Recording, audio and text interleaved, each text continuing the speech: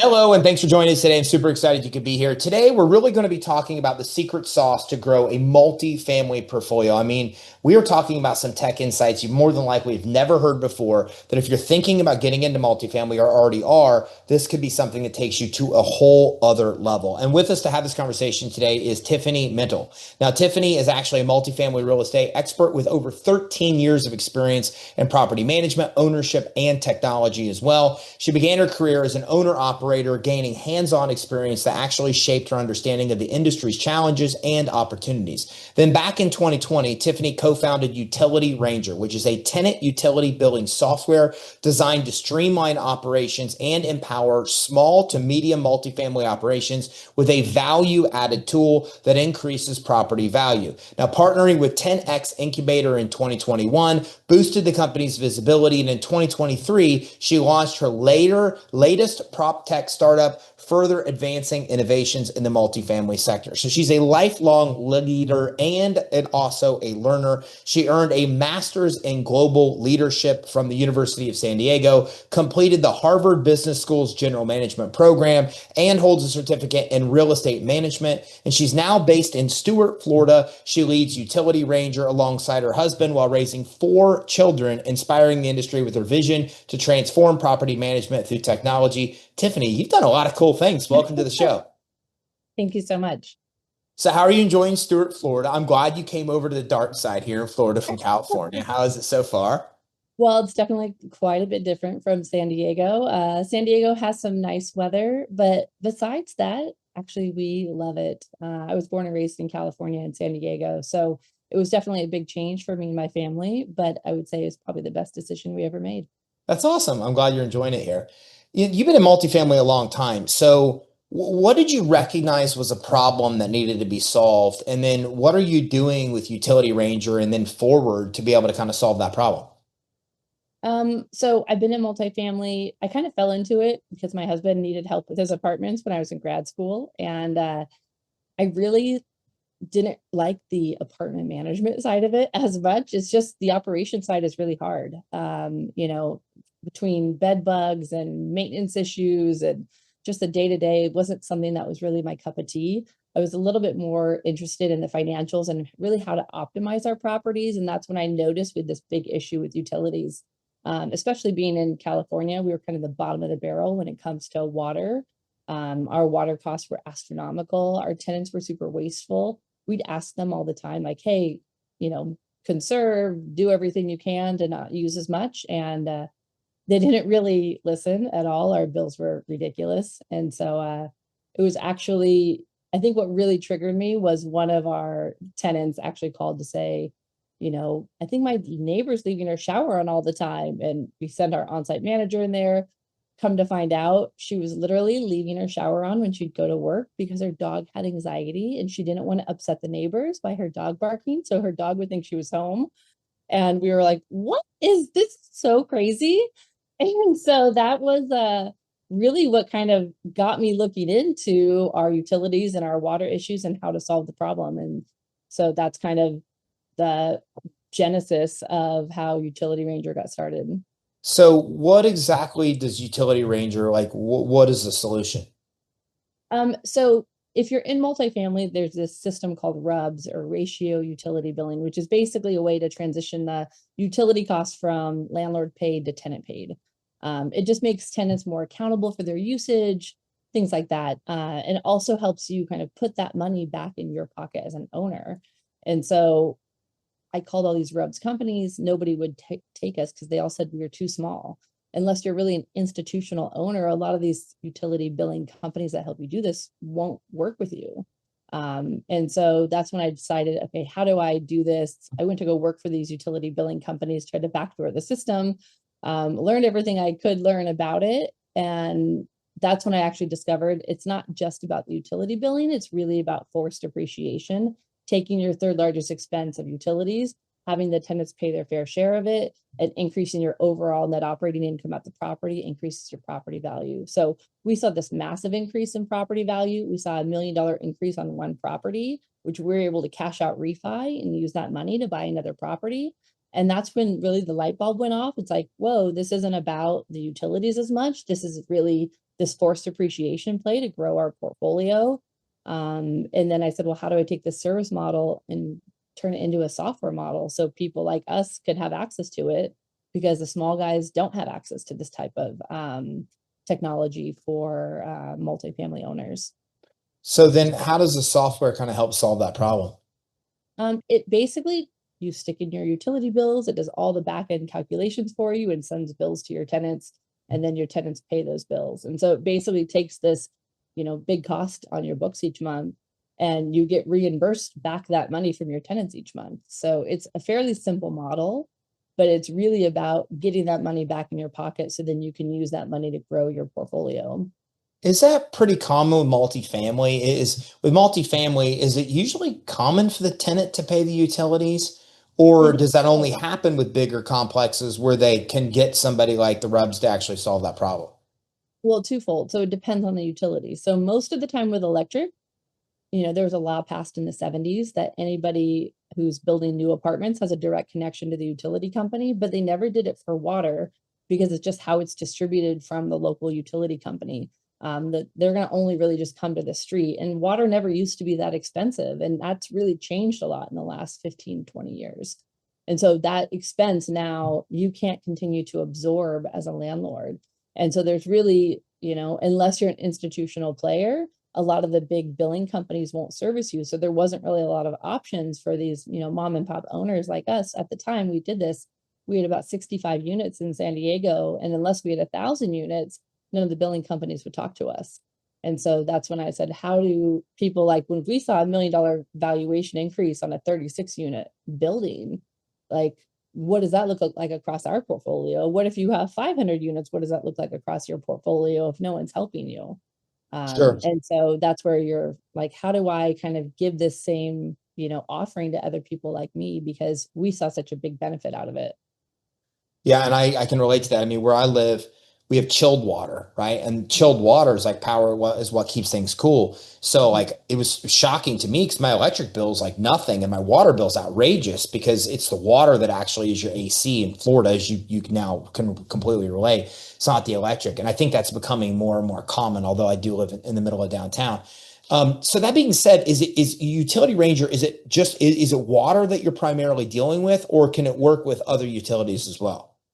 It can work with any utility. It can even work with other fees. Let's say you have parking fees. It's really kind of an NOI hacking tool, right? So for every dollar that you actually bill back to your tenant adds about $20 of property value on your property. So it's, think about it like how different industries are affected by commoditization, right? Remember a few years ago, it used to be, what amenities are included in your apartment. That was the big driver. And that's really not like that anymore. Now it's really price dependent because it becomes so commoditized. It's like, I don't really care what the amenities are. Like, what's the price? Let's say I have, a $2,000 apartment and I'm including utilities, and then my neighbor has a $2,000 apartment and he's not including utilities. For me to really be level, I probably have to charge 2,100, right? If I'm including utilities, but how much traffic am I going to get to my unit versus what my neighbor's going to get to their unit if they're showing an advertised price of $2,000? So you need the traffic. So really, like you look at airline industries, what do? They unbundled their baggage fees, right? Like hotels, they've unbundled their resort fees to make that sticker price as low as possible because things have become so commoditized. So think about it as like unbundling your rent, right? You're renting the airspace and everything else is extra. So here's your rent, but you may have to pay a parking fee. You may have to pay an amenity fee. You may have to pay, your utilities. All of these things do cost money, but if you bundle them all on the sticker price, you're going to get a lot less traffic coming to your door. And so things have just become commoditized. So you kind of mirror what other industries are doing. So that's really what we're doing is we're unbundling the rent, and you can add as many flat charges on there. If you have internet, there's a lot of people doing bundled or managed Wi-Fi where you get Wi-Fi for your building and then you give out Wi-Fi codes to your tenants. And you can get that at a cheaper rate that tenants, going to get Wi-Fi themselves. Or, laundry or whatever. You could add all those individually along with the utility. So it gives you ability to unbundle as many items as you want to on the bill while giving your tenants a consistent, here's your bill with all the charges on one comprehensive bill each month. And that was my other question. So with Utility Ranger, then what it will allow me to do is put in parking, put in electric, put in water, and then it will send them one itemized bill for all of those things versus like separate bills for all those things. Correct. So why is it such an impact? Like $1 that you're charging to them is worth $20 in property value. Like what is it that creates that much of an impact, that 21 ratio? Well, what's crazy is if you think about how commercial properties are valued or multifamily properties are valued, it's your net operating income, your NOI divided by your cap rate, right? So you have this kind of compound effect. So every dollar, I mean, that's a direct impact to your NOI, right? Because you were paying that expense before and now you're not paying it or you're getting reimbursed from it. So it's a direct impact to your net operating income. If that amount goes up, divide that by your cap rate, that has a massive impact on the value of your property. And so it's just how properties are valued. So it's about how much can you increase your NOI. So if you can increase your NOI by $10 a month by adding managed Wi-Fi, by adding parking fees, or $50 a month for water and sewer or trash or pest control, these kinds of things have already been done, especially in Class A real estate. They've been doing this game for a long time, right? It's just now finally trickling down to the mom and pop, owners, but we never had really a platform to do this on. So it's not necessarily new. It's just finally now trickling down into the, mom and pop owner who can now do this themselves rather than relying on a company to do it for them. Sure. I'm interested, what did it do with consumption? Did you look at like one of your complexes before when you tackled the bill versus when they paid the bill? Like, how much did that really impact the consumption? You'd be surprised. It's not just the consumption, it's kind of across the board. So you typically will see about a 15 to 20% change in your overall consumption, but that's not just consumption. So typically what you'll see is you'll definitely see probably about a 10% impact from consumption, just people being more conscientious about their use. They're like, oh, I'm going to turn off the sink while brushing my teeth, or maybe wait till I have a full dishwasher before I do a load, or wait till I have a full, thing of laundry before I do a load of laundry. That's one piece of it. But the other piece of it is really accountability. So let's say I have a running toilet. I might just shut the door as a tenant because I don't want my landlord to come in my unit. And maybe I have a pet that I haven't had authorized, or I have extra tenants I haven't had authorized. I found grow houses in my, closets that tenants have in there that they don't want you to see. I've seen almost everything. So, they don't want you in your unit. And so all of a sudden, when they get a bill in the mail for $40 or $50, they're like, oh, my toilet's running, or, oh, my faucet's leaking. And now you don't have this like secondary damage thing. If you have a leaky faucet, when that tenant moves out, you may have to rip the entire cabinet out to replace it, rather than them telling you that you have a leak, going in there, fixing the problem, and not having that secondary damage caused. So you have water savings just from tenant accountability, water conservation just from acknowledgement of, okay, I'm getting a bill, I'm going to start using less water. So overall, those two combined, you typically see almost a 20% savings at the property level. So it's really a win-win-win. You get the conservation, you get the accountability, you get your money back really for the water that you're not using. You can take a portion, let's say if you have landscaping, you can take a portion out for landscaping, or a portion out that you'll pay for if you have a pool. You take some of that common area usage out. And so everyone's just kind of paying their fair share. And that has a massive impact, though, to your NOI. When you do that, do you put it on the same bill as the rent? Like, is it all due in one payment? So some people, it depends on the sensitivity of your tenant. So every tenant demographic is different, right? So if you have a more sensitive or more price conscious tenant demographic, maybe you have the utility bill due mid-month and then the rent due on the first. You can break it up to whatever cycle that you want it on. If your tenants are less sensitive to price, then you might have it all due at one time. It's really flexible, so you can really do whatever makes sense for your tenant base. Is there a lot of multifamily owners out there that are still paying the utility? So they all are Oh rolling it yeah. into price. One way or the other, it's still being paid. They're either rolling it into price or they are. But if you're rolling it into price, I wonder you probably would underestimate and then end up paying more money out of pocket that way than if you're doing it the way you're describing. You would be surprised how many people are still footing the bill for this. I mean, Sure. we're in the process of transitioning our portfolio from San Diego to Florida right now. And so we're constantly looking at new buildings. We bought a few buildings already this year. And I was surprised, like even on the, brokers pro forma, they're not even putting rubs or like a utility billing on the pro forma to show how much, more improvement you can get, which is surprising to me because that just seems like a simple answer. But, they're not even putting it that way. So if you're not, everyone thinks, oh, I'm at market rate, right? And maybe I'm charging $2,000 a month and I'm just using that number as a easy number, but I'm at market rate and they're, really doing price surveys. You'd literally have to be almost $100 more than market for you to be at market rate plus covering your utilities. So most people aren't going to be doing that. So they're going to be at market rate, which means you're eating that cost of the utilities, which is just kind of silly to do so because 80% of the big buildings are already doing this. So you're not really, in line.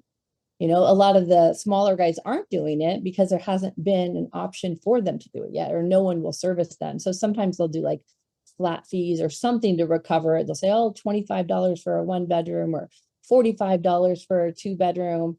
But that's really not covering the cost of it because, and it's really not doing what you're trying to do. Like you're trying to slightly modify the behavior of your tenant, right? You're using kind of this price elasticity model to slightly modify the behavior of your tenant. But when you give them a flat fee because you want to recover something rather than nothing, you actually reverse that incentive because now if I'm a tenant, I'm like, doesn't matter how much water I use or whatever, I'm going to, use as much as I want and it's never going to be more than $25, right? So in my mind, I'm going to say, well, I'm going to darn well get my money's worth. And I'm going to probably use a lot more than I was before because I feel like I'm paying for water, even though I'm probably not covering the cost of my actual cost of water. So Sure. it kind of is the wrong incentive as far as wanting to get that cost recovered. Yeah, I would act that way. Like every bit. Like if I could just have this place as cool as I want and not have to pay an extra bill for it, I'd be living Yeah. like You'd be like, I live at 68. yeah. Yeah, I would be. I'd probably be at 68. It's exactly Yeah, where you I'd take as be. long of a shower as you But way want. longer You wouldn't think, showers. You're yeah, you talking my wouldn't even think language here. twice about it. 68 long showers, not have to pay for it. Yeah, Which is absolutely. also the hot water energy, right? Think of like if you have a big central boiler, if you don't have your own individual hot water heater, you're not only costing the community the cost of the water, but the cost of the central boiler. So those costs continue to go up. And so the flat fees actually disincentivize, the purpose of utility billing, which is the conservation aspect, the accountability aspect, and recovering that money. So what's the feedback from your clients? I'm interested. Like when somebody comes in and they say, "Oh, that sounds interesting," and they do it, like what is the feedback, the testimonials? Like what do you hear from your clients in response to their response to the results? I think everyone's always a little bit nervous. If you haven't done it before, everyone's nervous about how their tenants are going to react. Everyone thinks like, I'm going to get a flurry of move outs. Even my husband, when we first implemented on our first property, he was like, I'm afraid I'm going to get a flurry of move outs. And instead we got a flurry of maintenance requests, which is kind of common because no one wants to tell you to come in their unit until all of a sudden they get a bill and then they want that bill to be lower. And then you get the maintenance request. So that's typical. I see that again with my clients as well. But I think most people are a little bit nervous, but then as it goes through within the first 2 months, they might have one or two people ask a question about it, but then it really stops at that. It hasn't really gone out to be the problem that they were anticipating it to be. And my clients have been super happy. We have almost zero attrition unless somebody sells a property.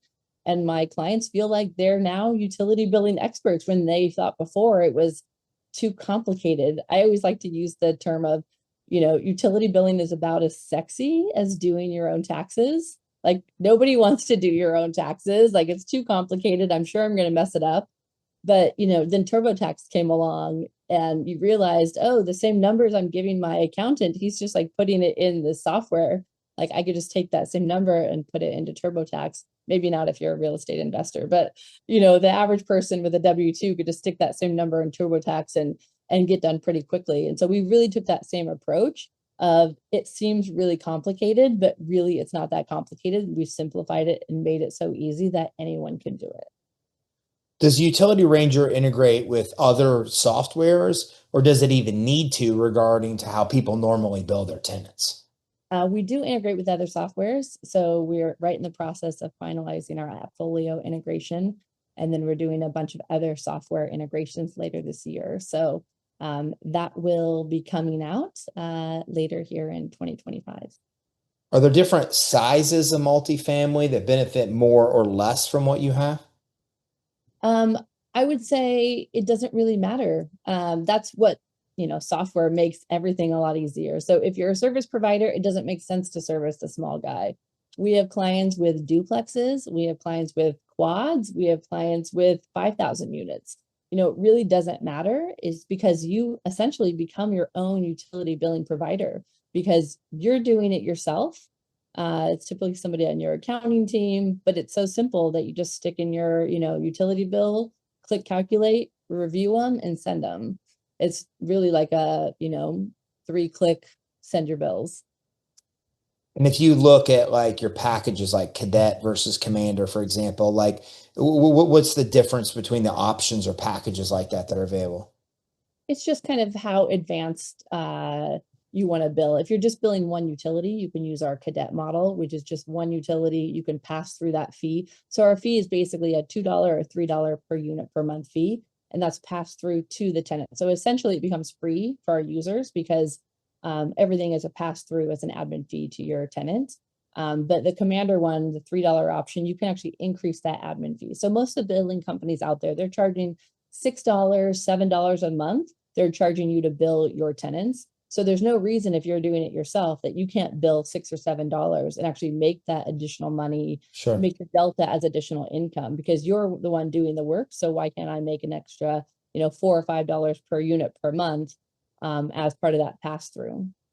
So if we go back, what you're saying is if I have a multifamily now, I'm a flat rate and I'm not charging per utilities.